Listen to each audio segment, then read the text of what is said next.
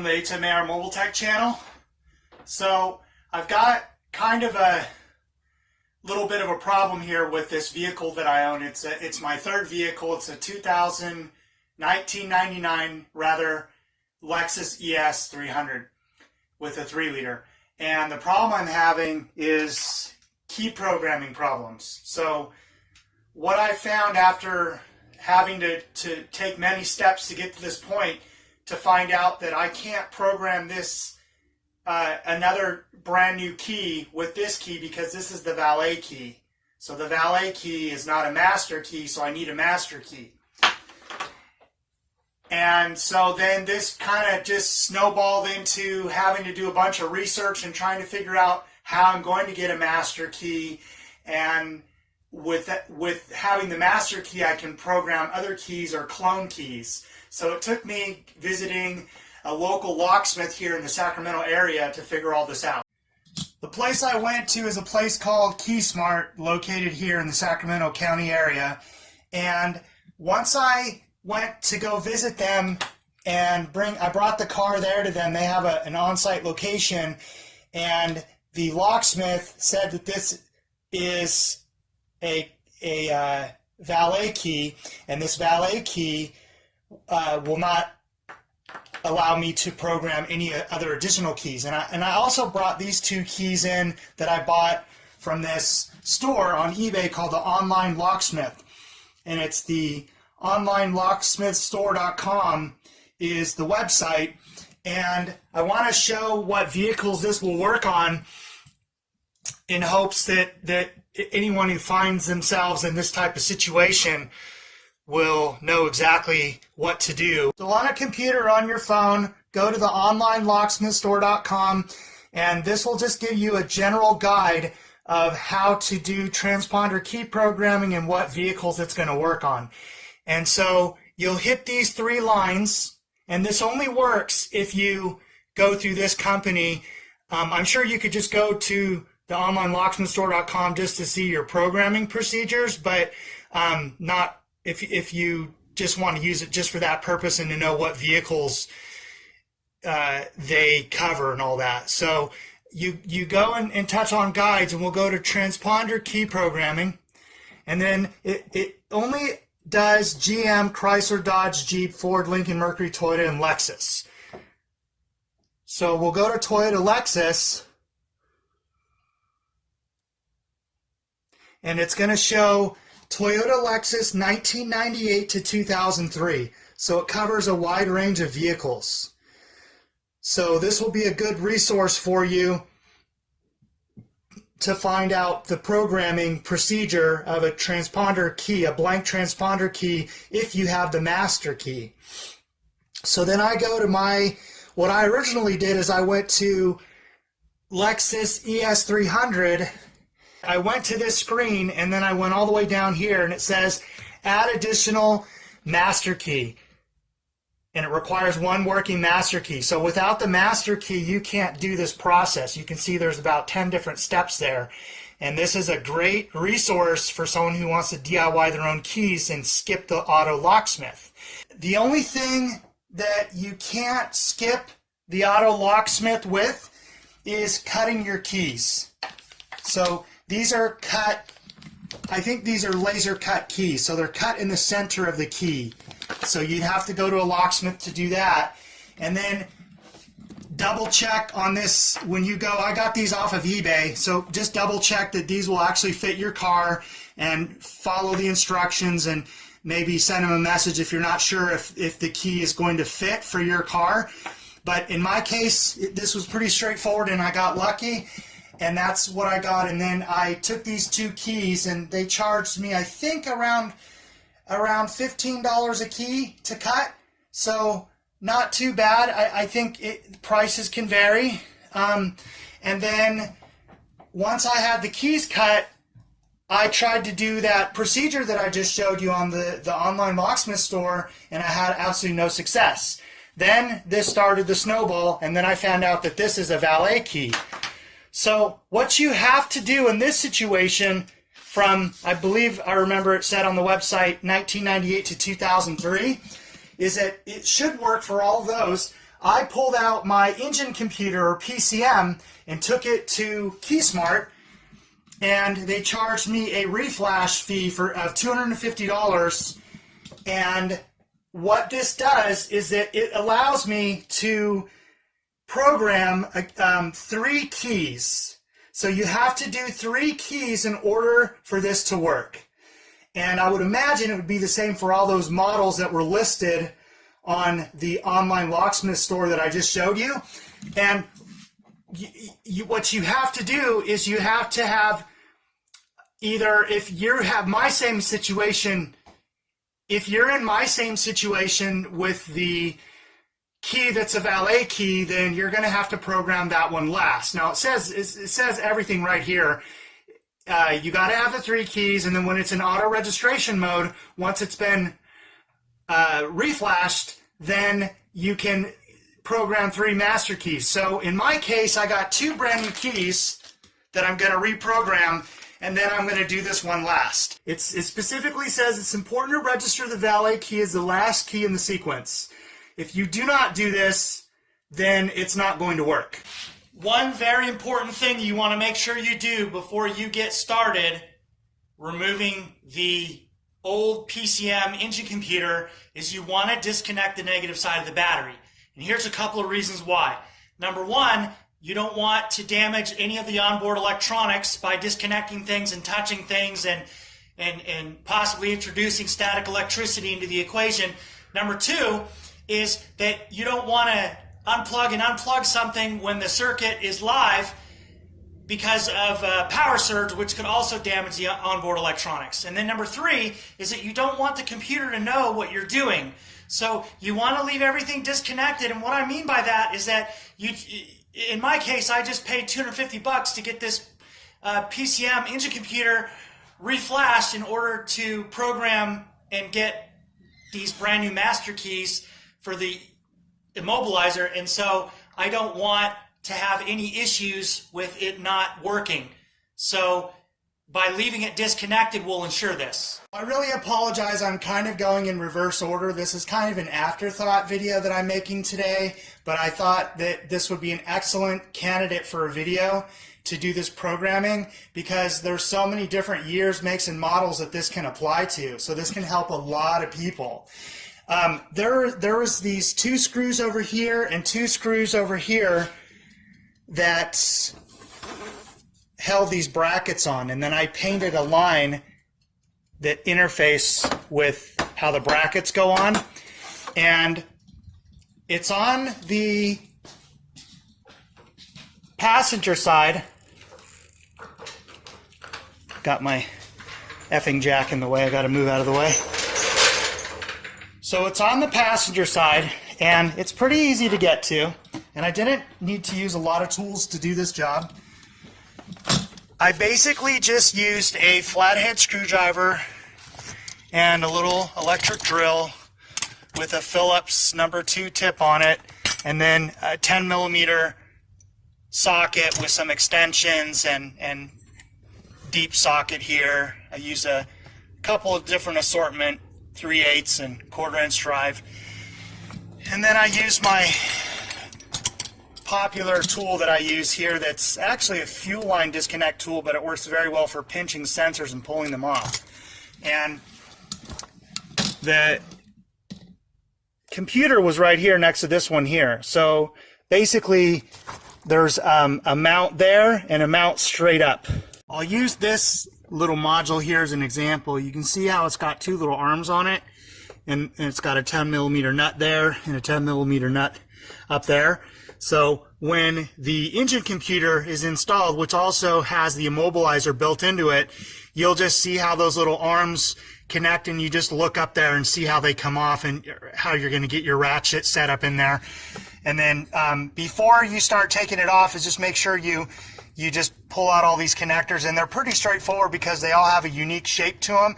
So once you get it back in there, you'll see where these 2 rest, where it can be plugged into, and everything will kind of make sense once you get the computer back in there. And in order to get to this step here, I needed to remove the glove box that's a glove box there, and when it's in the open position, there's a screw there and a screw there, and then another one down there,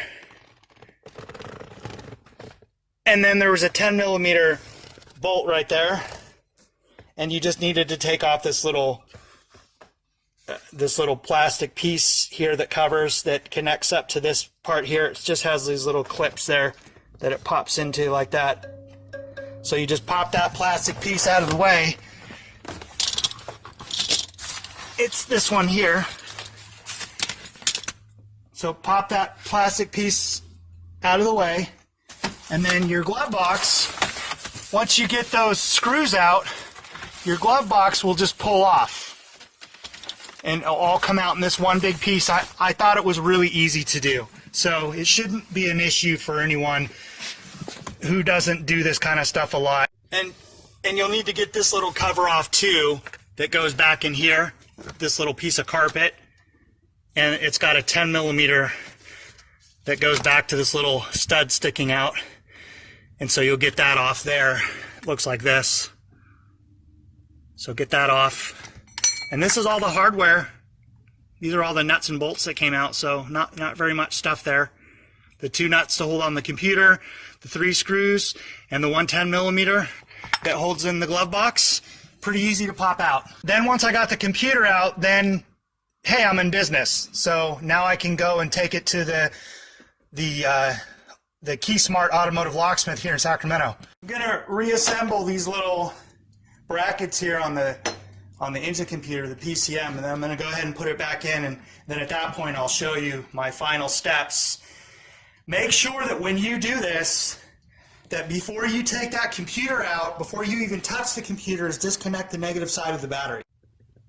The best way I found to get this engine computer back in here is to go underneath the wiring and then go up that way, and then you can hang that bracket up on the top bolt there and get that nut started, and then you can get this other nut started way down here underneath all the wires down there. That's that bracket right there, and then you just go ahead and tighten all those down, and then the next step will be plugging in all the wires back into the PCM. In case anybody was wondering, PCM means powertrain control module, and you'll frequently hear me say that in my videos. And engine computer or ECU, all those things, it's just abbreviated for electronic or engine control module, ECM. That's just basically the abbreviation of it. Once the engine computer or PCM is put back in, and it might not be a bad idea if you wanted to take a picture before you started pulling everything apart. That would be easier to go back in together. For me, I just do this routinely, so I just have a pretty good memory, and then I just use a lot of common sense and logic, such as I just numbered all these connectors for this video, but normally I would just keep everything where it naturally wants to go. So these 3 connectors that go to the PCM, they just naturally kind of are in that in order of the 3, and then these 2 upper ones are just kind of, you just see how the top one plugs in here. So I numbered them. This one here is 1. This one here is 2. So starting 1 at the top, 2, 3, 4, 5. So there's 5 connector slots here. And then when I hold these 3 up like this, there's 3, 4, and 5. So 5 would be the very, very bottom one. It's a good idea to use a little bit of an electrical connector cleaner here. This is the stuff I frequently use. And you just spray a little bit of that in each of the connectors, and then you just line them up real gently and push them in until you hear a click. And then do the same thing for all of them. And I'm going to leave it like this for now. I'll button it all up later. But for now, I just want to make sure this works. Just in case it doesn't work, then I got to take it back to the programmer. So that's why I'm going to leave all this off for now, and then I'm going to go ahead and in the next clip I'm going to do the programming. I'm all set up with the new RE-FLASH PCM back installed, and so as soon as I connect the negative side of the battery, it's going to be in auto registration mode for programming of any transponder key that I put in there. This is for making your master keys after you've had the PCM flashed. And so the procedure for duplicating a key is not going to be the same as this. So I'm going to connect the battery now, and then I'm going to get into the car, and then I'm going to program the first 2 keys are going to be master keys, and then the third key will be considered the valet key.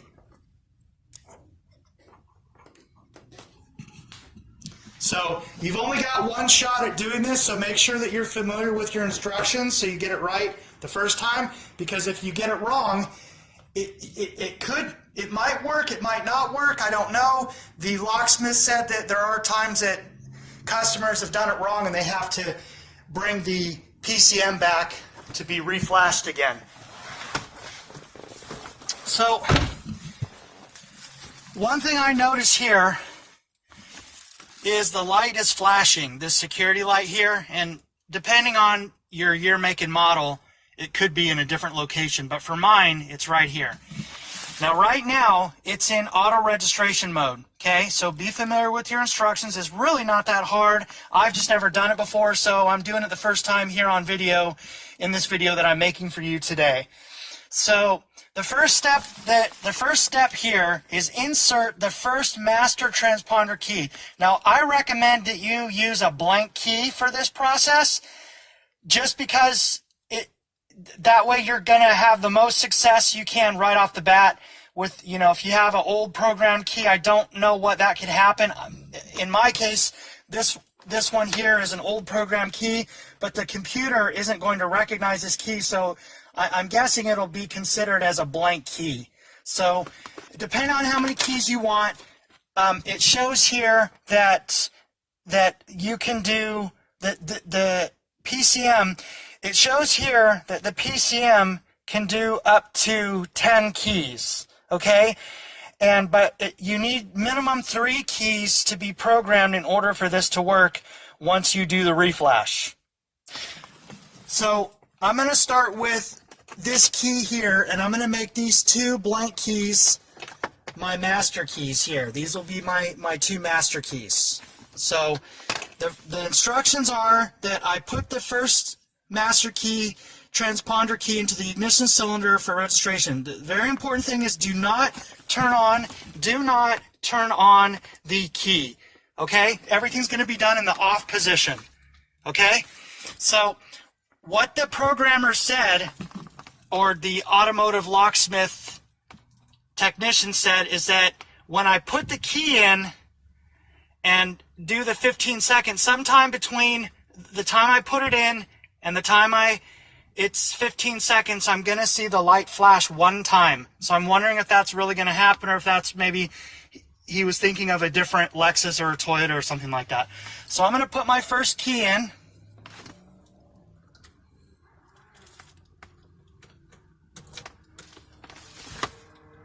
One, 2, 3, 4, 5, 6, 7, 8, 9, 10, 11, 12, 13, 14, 15. So I think it's learned this key. So then I'm going to put the second the second blank key in here for programming.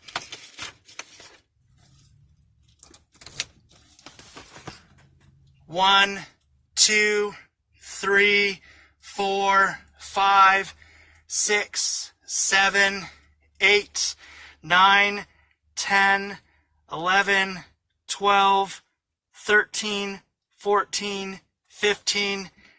And it says that the second master transponder key, the security light should remain on. So just don't turn the key on. And then, so I'm going to pull this one out. And then I'm going to do the last and final key. This is the third key here. So I'm going to stick this one here. And I'm going to count to 15.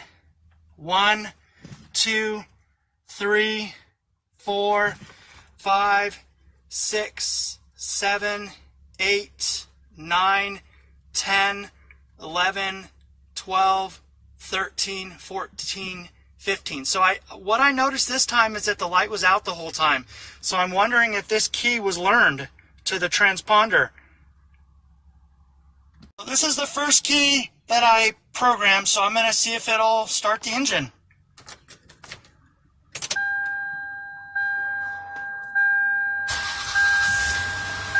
Wow, that is so cool. This is my first time doing this, so I'm pretty happy about that. So, key number 1 worked. Let's try key number 2. No green dot on it.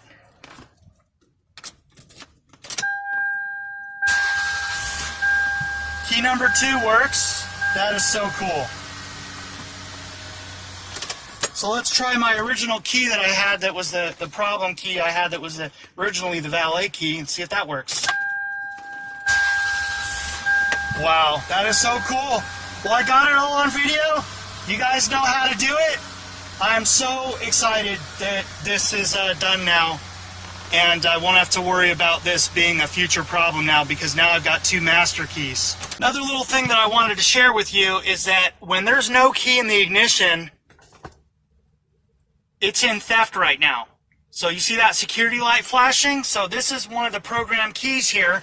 So watch what happens when I stick it in the ignition. So if I'm not mistaken by saying this, by me having this key in there and that light not flashing, the security light, what this is saying is that this is a program key to the immobilizer of this engine computer, PCM. So I'm just over the moon that this was such a success. I've never done this before on any Lexus or any Toyota or any car. So this is groundbreaking for me.